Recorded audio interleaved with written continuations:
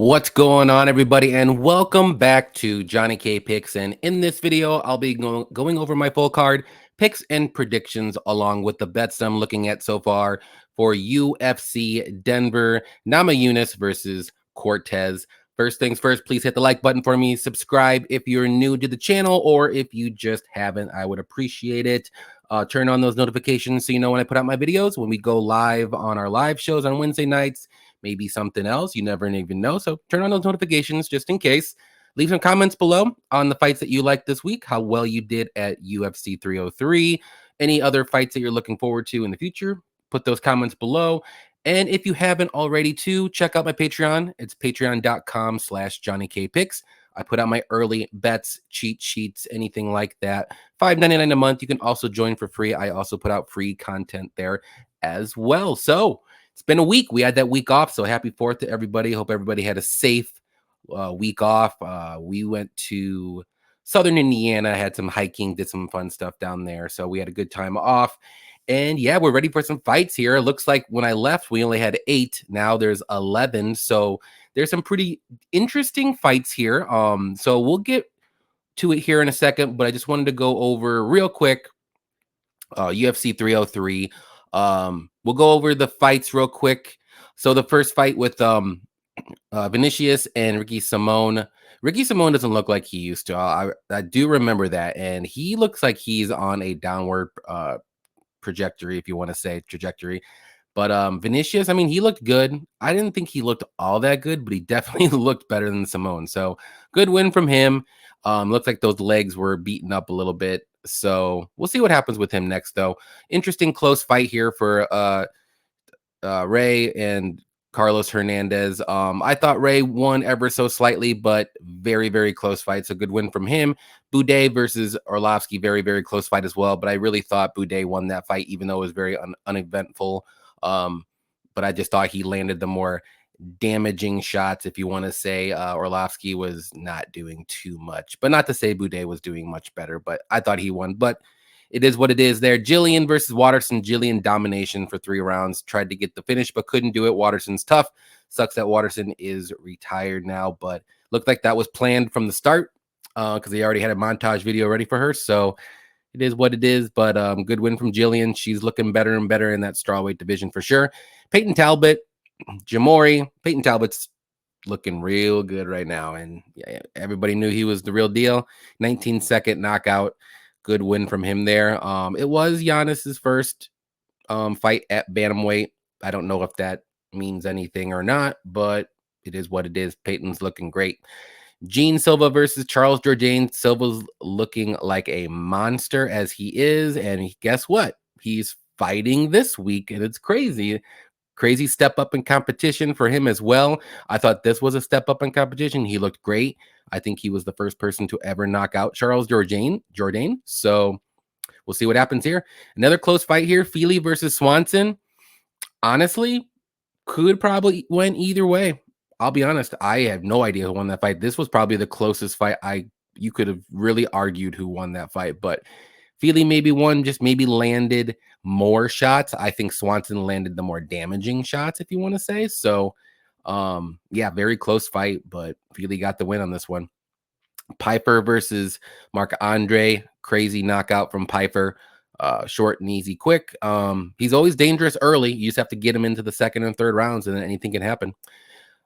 Interesting fight with Gary and Page. You could tell Page was definitely the better of the two striking, but Gary channeled his inner Charles do Bronx and got that grappling going and sneaked it out 29-28. I know a lot of people were mad about the decision because people said that Gary wasn't doing anything, but Michael Page wasn't doing anything either. Gary was on his back for the last 2 minutes of round 3, and he couldn't shake him off. I don't even think he attempted to shake him off. So how do you give Page that round when Gary's still on his back, even though he's not doing anything, but he still has position? So you got to go by what's there. And I mean, Page didn't land a lot of shots. Gary didn't land a lot of shots, but the grappling I thought was all Gary. So I thought he won, but it wasn't like the best fight in the world. Obviously, I thought there was going to be definitely more striking involved, but I think Gary knew right off the bat he needed to channel the what's the the shoot the box in him and go to his grappling. But good win. At least he showed a little bit of his grappling, more complete game, if you want to say. Chazon versus Mayra Bueno Silva, crazy nasty cut. Looked like she had a second eyebrow on top of her other one. I'm actually a little surprised they stopped that. I know it was a bad cut, but if they didn't stop the Gregory Rodriguez when he had that cut from eye to eye right here, and you saw that big vein in the middle of your forehead, if they didn't stop it then, why did they stop this fight? Because that was the nastiest cut as of late anyways that I've seen, and they didn't stop the fight. And it's crazy that Rodriguez got that win still, but good win from Macy. This was actually one of the plays on the DYU parlay, crazy risky parlay. I had Macy inside the distance, or we had Macy inside the distance, so that actually hit. I'll go to that later on though. A little boring fight here with Delitse versus Smith. Smith didn't throw anything, and Delitse just landed better shots the whole fight. It was a really weird, boring fight. But Delitse did win the fight there. Diego Lopes versus Dan Ige. Lopes looked good in the first 2 rounds, and then he kind of faded and he survived, and Dan Ige looked great in the third. So, give all the credit to Dan Ige for taking that fight on literally like 3-hour, 4-hour notice. But I'm also going to give props to Diego Lopes for still managing to take a fight after 2 people bad weight cut, all of this and that. Not bad weight cut, I'm sorry. He had to like go up another weight class and then up another weight class. It's like this guy was put in the ringer for the last like 2 weeks before the fight. So good win from him though. Good fight overall. It was a fun fight. Diego had some good opportunities to get a submission, but Dan was able to survive, and Dan was landing some good shots on him in round 3. So crazy knockout here from Alex Pereira. Looks like Yuri did not change anything at all. The leg kicks were landing. The left hook was there. I think Pereira actually landed like 2 left hooks. Dropped him right in the right at the end, saved by the bell, if you want to say. And then that head kick came very early after that and rocked him. So Pereira's the man. Yuri is a beast in his own way, but he's not defensively sound. And if you're going to fight someone as technical and dangerous as Alex Pereira and your Yuri style, you got to change something, and he's not changing anything. So I'm glad I picked Pereira still. I kind of thought that was going to happen, especially after watching Yuri in the Rakic fight. You could tell he didn't change anything, and he wasn't going to change here too. So Pereira's better than Rakic. So MMA math, there it is. But that was a very, very fun card.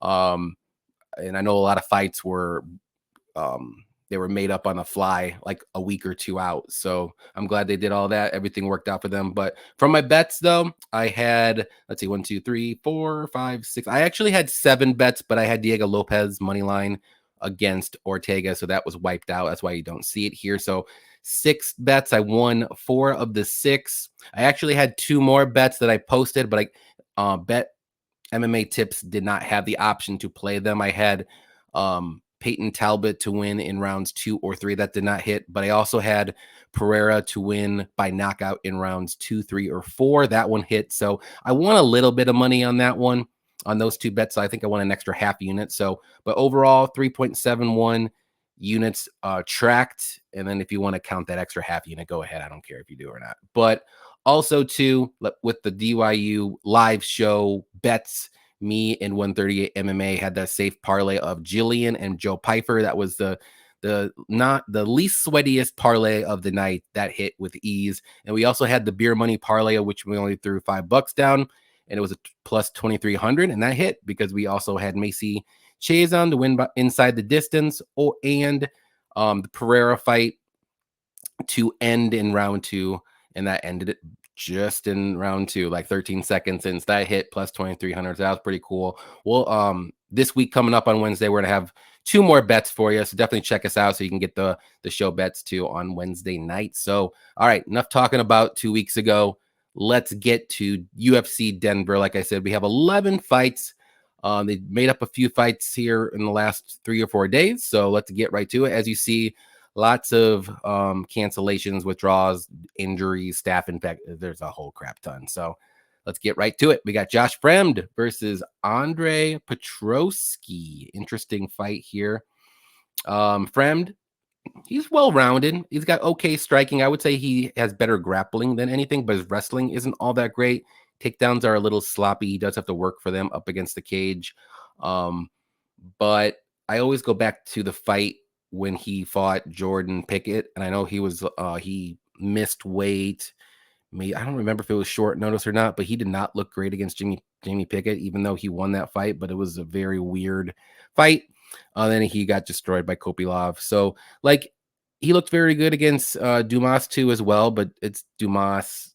Like again, you can't really trust that guy either. And then he beat Tresean Gore, cool. Or he lost to Tresean Gore. I'm sorry. So that's not a really good look either.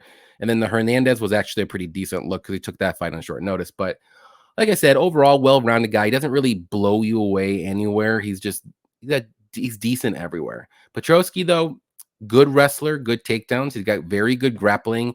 He's a submission over position guy when he gets the fight to the mat. On the feet, though, he does have power, but he throws kind of like one punch at a time, throws that overhand right a lot.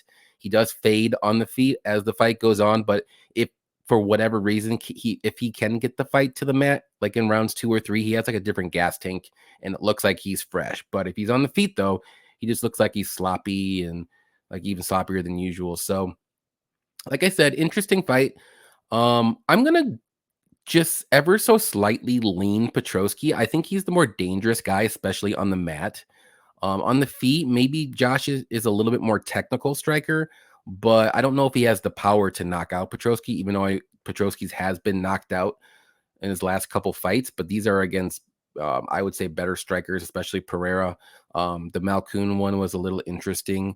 I don't know if there was a head collision or something like that, which made him go to get that knockout eventually. But like I said, I think this fight does get to the mat eventually. Man, this is a close fight. Like I said, I'm going to go with Petroski, though. I think he can wrap up a submission, or if not, this will probably go to this like a very close split decision. And I just think Petroski will just do a little bit more. So give me Petroski to win. I'll say first round submission because I think he's going to go for it this time. I think he's going to try to get this fight to the mat and see where Josh is for his defensive grappling. But Petroski's always dangerous early. It's just when the fight gets later on, he's not as dangerous. So good fight to start the night off, but very close fight. I don't blame anybody picking Fremd either. Next one we got is going to be Montel Jackson versus Damon Blackshear. Another good close fight here. Montel Jackson, he's well-rounded. He does have pretty good wrestling, but he hasn't really shown it too much. Very good striker, technical, stays at range well. He does have good power. I know he has a ton of knockdowns, but he recently he did get a knockout against Yaya. That was his thing. He's been getting knockdowns, but not knockouts.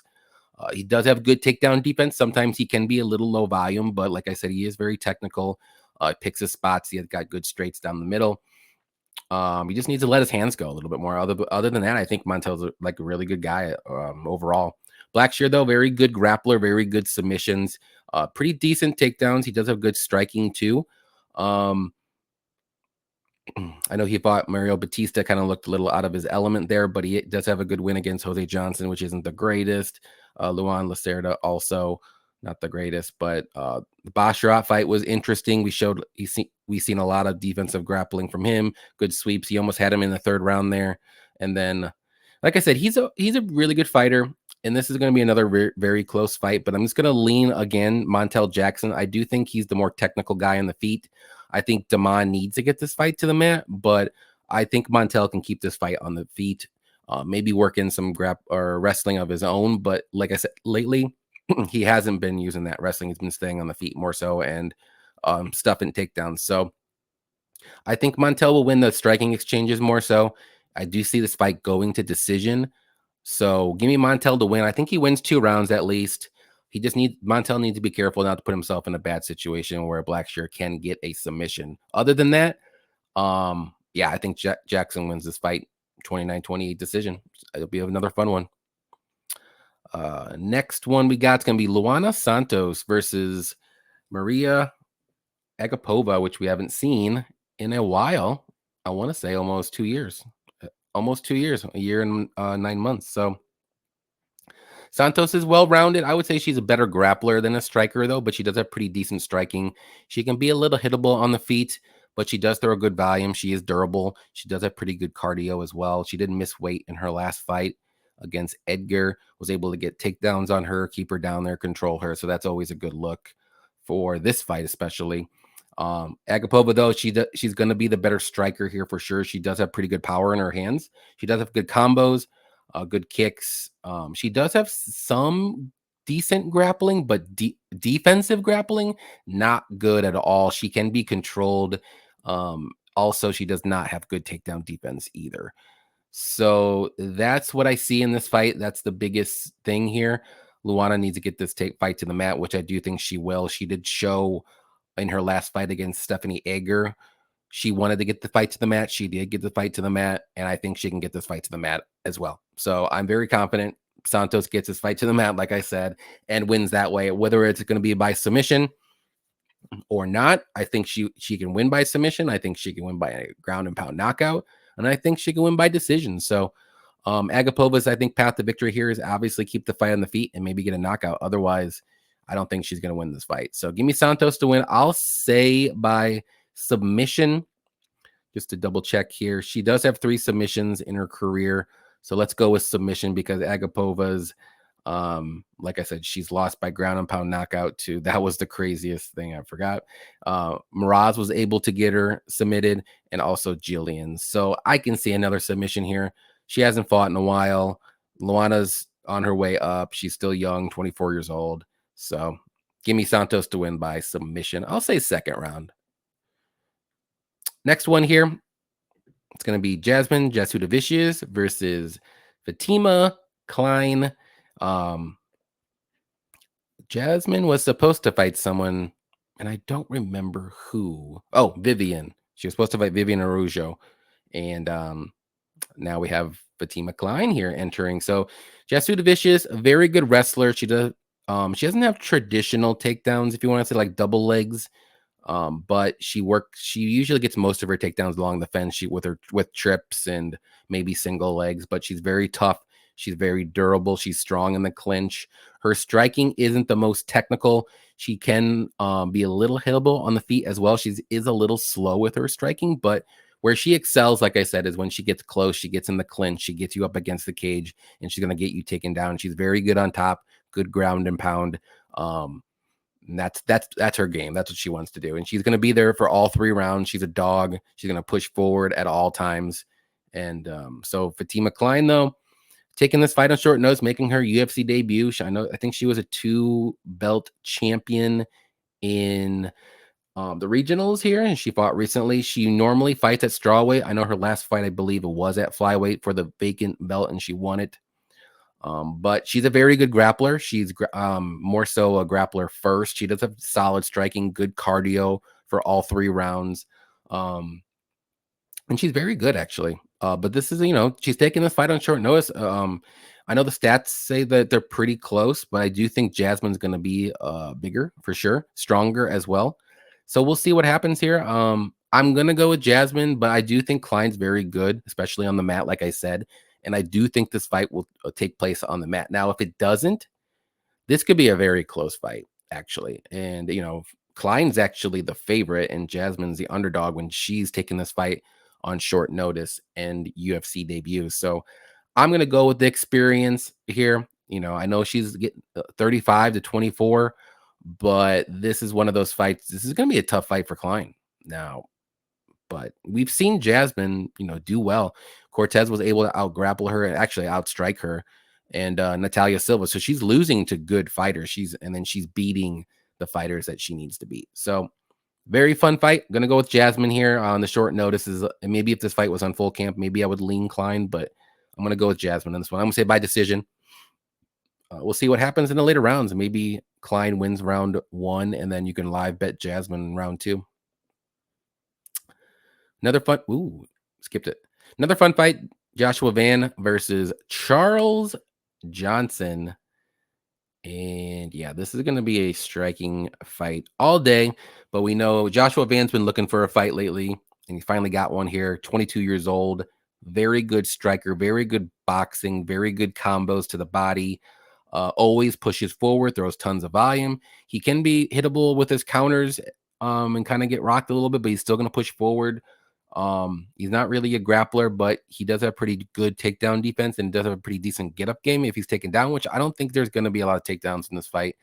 But Charles Johnson, also a very good striker. He's got good Muay Thai, good elbows, good knees, good kicks. He doesn't really have the greatest power in his hands. I would say Van does have the power advantage in this fight, but Charles Johnson is very durable. He's always going to stick it out in round 3, even though sometimes he can fade. The cardio can, wear on him a bit in round 3, but most of the time when you saw that, it's when he's taking fights on short notice. And I don't know if there even is a short notice for this fight, because like I said, a lot of these fights have been changed around and stuff. So I don't know who's kind of short notice, who's not, what fight was made earlier or not. But with all that aside, I'm going with Joshua Van. I think he's going to land the more damaging shots. I think he's going to land a good amount of volume on him as well. Charles Johnson, if his cardio is still there, maybe he wins round 3. But I think rounds 1 and 2 are going to be Joshua Van. Charles Johnson, like I said, is also super durable. I don't think he's ever been finished. He's been close to being finished. No, he's never been finished. Close to being finished a couple times, but he's stuck it out there. And Joshua Van is also durable, tough. He's going to stay in there. He's super young. So give me Van to win. I'm going to say by decision. It could end up being a split, but I think Van's going to be the one to get it done here. Next one's going to be Cody Brundage versus Abdul Razak Alhassan. So we all know who Cody Brundage is. He's I know I kind of talk bad about Cody Brundage sometimes here, but it's mainly because of his fight IQ. I don't think his fight IQ is very high at all, to put it nicely, but he does have pretty okay striking. He does have power in his hands. He does have pretty good wrestling. He likes guillotines. He'll jump a guillotine just like Dustin Poirier will jump a guillotine all day, every day, twice on Sunday. Sometimes when the fights aren't going Cody's way, maybe I don't want to say he gives up, but I think he checks out a bit. And that's another thing I don't really like all about him. But overall, though, he is well-rounded everywhere. He's just not great anywhere. Alhassan, powerful striker. His takedown defense, though, isn't the greatest, but he does have some wrestling he can use. I don't think he's going to use it in this fight. He's just a powerful striker with powerful leg kicks. He's very durable. I know he got knocked or kind of got, I don't want to say, was it? I think it was like more so club and subbed with Joe Pyfer. The Joaquin Buckley fight was very close. Knocked out Claudio Ribeiro. So this guy has power, good leg kicks. He's going to be there. He's a little older now. He's 38, but he's in shape. I don't think he's going to completely gas out or anything like that. So I'm going to go with Alhassan. No offense to the Brundage lovers here, but I think the power is going to be massive here. And I think he's going to land a couple times on Cody, and Cody's not going to like it and eventually get knocked out. We've seen Cody get knocked out in a couple of his fights. Actually, maybe not. Maybe earlier than these 5. Who was it? Ola Zaychuk was able to knock him out. And if you go back and watch some of Cody's fights, though, like he just makes some crazy bonehead decisions in those fights and makes them lose. So I just think something might happen right here. So we'll see what happens. So give me Alhassan to win. I'll say by knockout. I'll say first or second round knockout. I don't think this fight's going to last too long. I'll be honest. So we'll see what happens. Next one, Christian Rodriguez versus, if I can get there, Julian Erosa. So Christian, the prospect destroyer Rodriguez, C-Rod, if you want to say. He's well-rounded. He does have pretty solid technical striking, good boxing, decent power, not the greatest. He does have good grappling, good defensive grappling. His takedown defense, though, isn't the greatest, but he does have a very good get-up game. He's very durable. He's got very good cardio, which a lot of his wins have come from his durability and his cardio, out cardioing his opponents, out durable, or just being tougher, stronger. Erosa, though, well-rounded guy. He's got good striking. He's got power. He's got good grappling, good submissions. He throws tons of volume, but he does get hit a lot. He likes to make his fights more of a brawl sometimes, so then that could go against him. He's been KO'd a pretty decent amount of time. He had a good win against Ricardo Ramos, but again, Ricardo Ramos does not have the greatest fight IQ either. And so Padilla was able to knock him out. Caceres was able to knock him out. So this guy is basically kill or be killed. 7 KOs. He's got 24 finishes. He's lost seven by KO. He's never been submitted. So I'm gonna go with C-Rod, and the reason why is I just trust his chin. I trust the cardio. I think he can get this one done, whether it's by late finish or decision. I just don't trust Julian's chin. I know it's something easy to say because he's been knocked out 7 times, but he has looked better as of late in that one fight against Ramos. I'll give him that. But these other fights where he's getting knocked out, it's just like how he's getting knocked out isn't the greatest of looks. And I'm not saying C-Rod is the greatest puncher where he can knock you out with one punch or a jab or something like that, but I think accumulation can play a part in this one. And I think I'm just going to go with C-Rod to win by decision, but round 3 or decision might be the bet to play for C-Rod. But I mean, I'm not completely writing off Julian though. He's a veteran. He knows how to make fights, get the fight to the mat if he's not doing well on the feet. Drag this fight later. He's a veteran. He knows how to do this stuff, but he's going to be the bigger fighter here too. So should be an interesting fight, but I'm going to go with C-Rod to win. I'll say by decision, but wouldn't shock me if he gets a late finish, like 3rd round. Next one here is going to be Gabriel Bonfim versus Loosa. And we all know who Gabriel Bonfim is. Crazy, dangerous everywhere. Pretty big prospect, if you want to say. I know he lost his last fight against Nicholas Dalby, which Nicholas Dalby is one of the most durable fighters, if you want to say. But Bonfim has very good submissions. He's got pretty good takedowns too. His cardio is the issue, though. After 1.5 rounds, we saw that in his last fight. Now, I don't know if he was just going all out, trying to get a finish, and his cardio faded him. But this guy's never been to decision in his 16 fights. He won 12 by submission, 3 by knockout, and he got knocked out by Nicholas Dalby. And I believe that was in the 2nd round. Let me look again. If not 2nd, it was 3rd. Late 2nd round. So again, 1.5 cardio.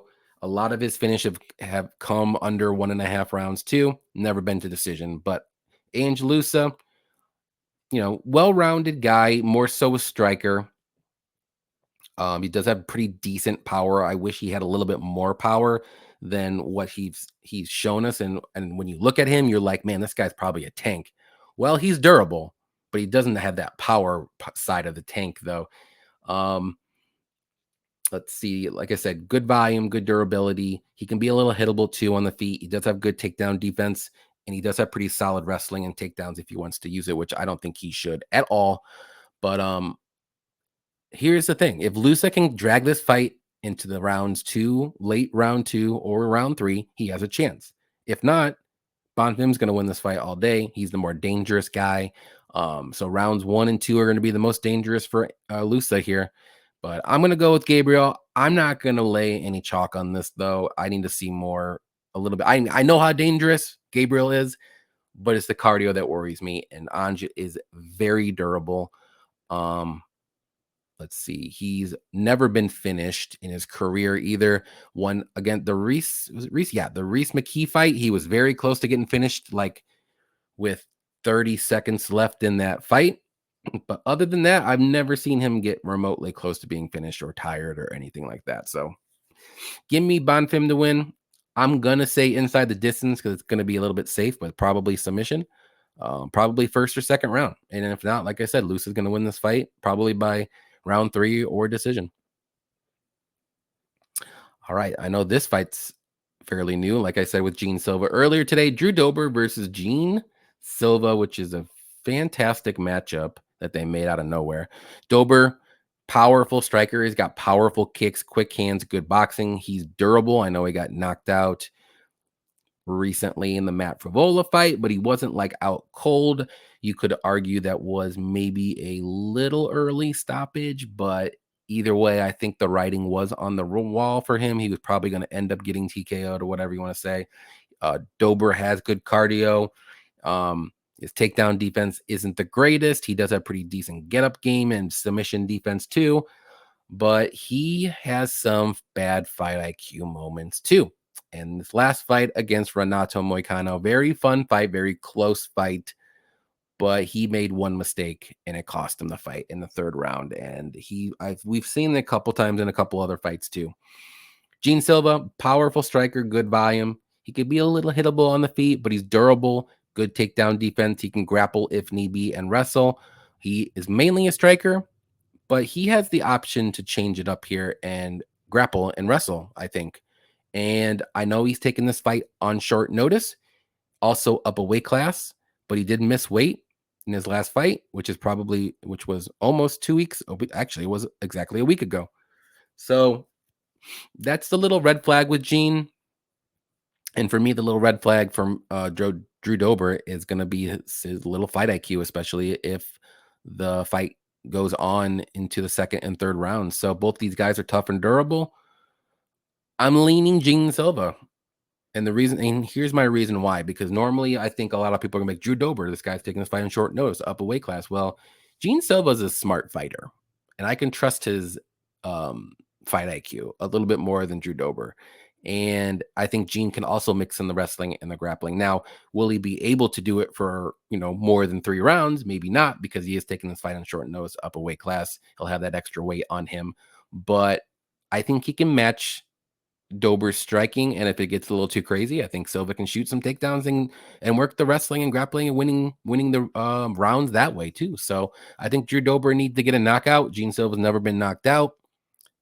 So give me Gene Silva to win. Wouldn't be shocked if this fight goes over 1.5. Wouldn't be shocked if this fight goes a decision either. It's going to be close, if it gets there, but I'm going to lean Gene Silva, and it's not because he just won by knockout in a crazy uppercut by Charles Jourdain. I just think the styles play in this fight, and I think Gene's going to get it done. I'm just a little bit worried about the short notice. That's the only thing I'm worried about. So we'll see. Going to be a fun fight, though. Co-main event, Santiago Ponzinibbio versus Muslim Salikhov. And this is the co-main event, guys. There's a lot of other fights that could have been co-main event first before this one. But Ponzinibbio, he hasn't fought in a while, about a year, but solid striker. Does have good power in his hands. He's a little bit... He's very technical striker, good boxing. He can be a little hittable sometimes. Doesn't really wrestle or grapple all that much, but he has that in his back pocket. And like I said, he's 37 years old, getting up there a little bit. He's been injured a lot. He's been hurt in some fights. I know the Morono fight wasn't the greatest look. He was losing that fight very easily, and then all of a sudden he got a knockout in the third round. And then he was looking pretty good in the fight in Kevin Holland, and all of a sudden he got knocked out. So he's kind of been a little untrustworthy, if you want to say, but he's a solid fighter. But Muslim Salikhov as well, powerful striker. He got good leg kicks, good any kick, if you want to say, spinning wheel kicks. Throws a good volume. He can be a little hittable on the feet too. He can mix in some wrestling and grappling if he wants to. Good takedown defense. He slows down as the fight goes on too. But he's 40 years old. Randy Brown was able to knock him out in the first round with a straight right down the middle, and it didn't seem like he wanted to get back up. He was a pretty good shot. And Dalby was able to out Dalby him. He got a good win against Fialho, but everybody was getting wins against him. So he's slowing down as well. But I'm going with Ponzinibbio. I just think Salikhov's downward trajectory is steeper than Santiago's. I think the longer the fight goes, I think it also favors Santiago. And I used to say Muslim early round 1 and 2 is always dangerous, but after the last fight, I don't know if he's going to be dangerous anymore. He might be a little timid. He got knocked out real quick, with Randy Brown. So fun fight. We'll see what happens. I don't think it should be a co-main, but I'm going to go with Santiago to win. I'll say by decision, actually. It's going to be weird. I think it'll be a sloppy fight if this fight does get over round 1.5 or over 1.5 rounds, but let's give me Ponzinibbio to win by decision. Why not? I'm going to go outside the box, but I could see a knockout either guy too. We got main event here. We got Rose Namajunas versus Tracy Cortez. Rose was supposed to fight Macy Barber and enter Tracy Cortez. But we all know who Rose is. Very good striker, good kicks, good boxing, good combos, good volume, pretty decent grappling and wrestling. She does have some sneaky submissions.